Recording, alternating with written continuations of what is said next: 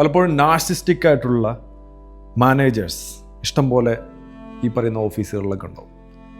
പലപ്പോഴും ഇവരെ മാനേജ് ചെയ്യുക എന്ന് പറയുന്നത് ഭയങ്കര ബുദ്ധിമുട്ടാണ്. എല്ലാവരും ചെന്ന് അവരുടെ മുമ്പിൽ ചാടി കൊടുക്കുന്നു, അവർ ഷൗട്ട് ചെയ്യുന്നു, ബുക്കൊക്കെ എടുത്ത് എറിയുന്നു, ഭയങ്കരമായിട്ട് മറ്റുള്ളവരുടെ മുമ്പിൽ നമ്മൾ നാണം കെടുത്തുന്നു. എല്ലാവരും മിണ്ടാതെ വാപത്തി പിടിച്ചിറങ്ങി പോരുന്നു, മാറി നിന്ന് കരയുന്നു, ചില ആൾക്കാർ പിറുപിറുക്കുന്നു.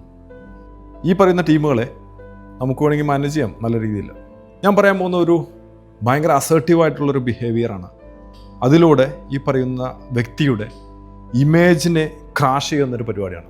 പലപ്പോഴും ഈ പറയുന്ന നാർസിസ്റ്റിക് ആയിട്ടുള്ള പേഴ്സൺ മറ്റുള്ളവരുടെ മുമ്പിൽ വെച്ച് നമ്മളോട് ഷൗട്ട് ചെയ്യുകയോ അല്ലെങ്കിൽ മോശമായിട്ട് പെരുമാറുകയോ ചെയ്തു കഴിഞ്ഞാൽ നിങ്ങൾ ആ സമയത്ത് നിങ്ങളൊരു ലോയർ സംസാരിക്കണം, നിങ്ങളൊരു ഡിക്റ്റേറ്റർ സംസാരിക്കണം, ഒരു സ്റ്റേറ്റ്മാൻ സംസാരിക്കണം. ഒരു പടയാളി നിൽക്കുന്ന പോലെ ഒരു പേടിയില്ലാതെ നിലയുറപ്പിച്ച് കാമായിട്ട് നിന്ന് സംസാരിക്കണം. അതായത് പറയുന്നത് കൃത്യമായിരിക്കണം, നല്ല ടൈമിംഗ് വേണം, നല്ല സ്റ്റെബിലിറ്റി വേണം, വളരെ സ്ട്രോങ് ആയിട്ടുള്ളൊരു ആറ്റിറ്റ്യൂഡ് അവരുടെ മുമ്പിൽ കാണിക്കുക. അവരുടെ ചുറ്റുമുള്ള ആളുകളുടെ മുമ്പിൽ അവരൊരു ഇമേജ് ഉണ്ടാക്കി വെച്ചേക്കുമായിരുന്നു.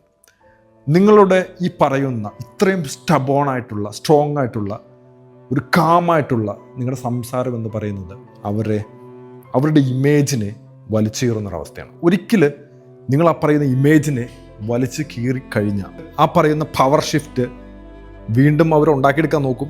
നമ്മളെ വശത്താക്കാൻ വേണ്ടിയിട്ട് പല കളികളും കളിക്കും, ലവ് ബോംബിങ് കാണിക്കും, അല്ലെങ്കിൽ മറ്റുള്ള ഒരു തേർഡ് പാർട്ടി ട്രയാങ്കുലർ മാനിപ്പുലേഷൻ ചെയ്യും. അതൊക്കെ മനസ്സിലാക്കിയിട്ട് അവരെ മാനേജ് ചെയ്യാനുള്ള ഒരു കഴിവുണ്ടാക്കുക. ഇത്ര സ്ട്രോങ് ആയിട്ടുള്ള ഒരു പേഴ്സണാലിറ്റി നിങ്ങൾ കീപ്പ് ചെയ്ത് കഴിഞ്ഞാൽ പിന്നീട് അവർ നിങ്ങളുടെ അടുത്ത് വന്ന് സംസാരിക്കുമ്പോൾ അവർ ശ്രദ്ധിച്ച് തന്നെയാണ് സംസാരിക്കുള്ളൂ. കാരണം അവർക്ക് ഇനി ഒരു മറ്റുള്ളവരുടെ മുമ്പിൽ വെച്ച് നിങ്ങൾ അവരെ നാണം കെടുത്തുന്നത് അവർക്ക് സഹിക്കാൻ പറ്റത്തില്ല. അപ്പോൾ അവർ വളരെ മാന്യമായിട്ട് സംസാരിക്കും, റെസ്പെക്റ്റോടുകൂടി സംസാരിക്കും. കാരണം അതിര് ഭേദിച്ചു കഴിഞ്ഞാൽ നിങ്ങൾ അതിനുള്ള മറുപടി കൊടുക്കുമെന്ന് നന്നായിട്ട് അവർക്കറിയാം. അപ്പോൾ ആ ലെവലിലേക്ക് നിങ്ങളുടെ മൈൻഡ് സെറ്റിനെ മാറ്റുക എന്നുള്ളതാണ്. അപ്പോൾ ഓഫീസിൽ ജോലി ചെയ്യുന്ന ആൾക്കാർ ഇത് പഠിച്ചു വയ്ക്കുക. നാർസിസ്റ്റിക് ആയിട്ടുള്ള ഒരു മാനേജർ അല്ലെങ്കിൽ നിങ്ങളുടെ കൂടെയുള്ള നിങ്ങളുടെ ഒരു ബോസിനെ മാനേജ് ചെയ്യണമെങ്കിൽ ഏറ്റവും വേണ്ടത് നല്ല ഇൻ്റലിജൻ്റ് ആയിരിക്കുക എന്നുള്ളതാണ്.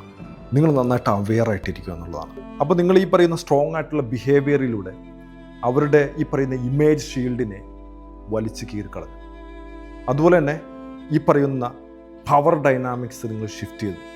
അതുപോലെ തന്നെ നിങ്ങൾ ഈ പറയുന്ന ഒരു റെപ്യൂട്ടേഷണൽ കോസ്റ്റ് ഉണ്ടെങ്കിൽ അവരുടെ ഒരു റെപ്യൂട്ടേഷൻ, അവിടുത്തെ ഒരു നിലയും വിലയും ചോദ്യം ചെയ്യുന്ന അതിനൊരു ഇടിവുണ്ടാക്കുന്ന ഒരവസ്ഥയിലേക്ക് എത്തിച്ചു.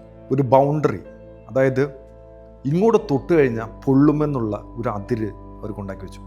അവർക്കും നിങ്ങൾക്കും ഇടയിൽ ഒരു കൃത്യമായിട്ടുള്ള ഒരു അതിര് സൃഷ്ടിച്ചു.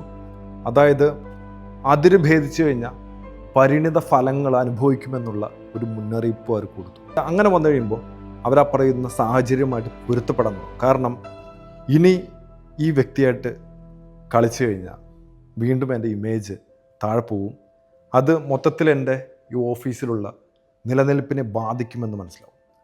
പലപ്പോഴും ഇങ്ങനെ ഒരു പ്രവൃത്തി നിങ്ങൾ ചെയ്യുമ്പോൾ, അതായത് നിങ്ങൾ സൂപ്പർ ബ്രില്യൻ്റ് ആയിരിക്കണം, നിങ്ങൾ നന്നായിട്ട് പണിയെടുക്കുന്ന വ്യക്തിയായിരിക്കണം, നിങ്ങൾ കാര്യങ്ങളൊക്കെ നന്നായി മനസ്സിലാക്കുന്ന സ്മാർട്ടായിട്ടുള്ള സ്ട്രോങ് ആയിട്ടുള്ള ഒരു വ്യക്തിയായിരിക്കണം.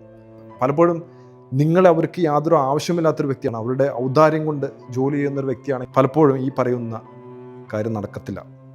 അപ്പോൾ നിങ്ങൾ ഫസ്റ്റ് തന്നെ നന്നായിട്ട് കാര്യങ്ങൾ മനസ്സിലാക്കുക, നല്ലൊരു ജോലിക്കാരനാവുക, നന്നായിട്ട് പെരുമാറാൻ പഠിക്കുക, നിങ്ങൾ നന്നായിട്ട് കാര്യങ്ങളെക്കുറിച്ച് മനസ്സിലാക്കുക. എല്ലാം ചെയ്തതിന് ശേഷം അങ്ങനെ ഒരു ലെവലിൽ എത്തിക്കഴിയുമ്പോൾ ഈ പറയുന്ന നാർസിസ്റ്റ് ആണെങ്കിലും അല്ലാത്തവരാണെങ്കിലും നമുക്ക് മാനേജ് ചെയ്യാൻ പറ്റും.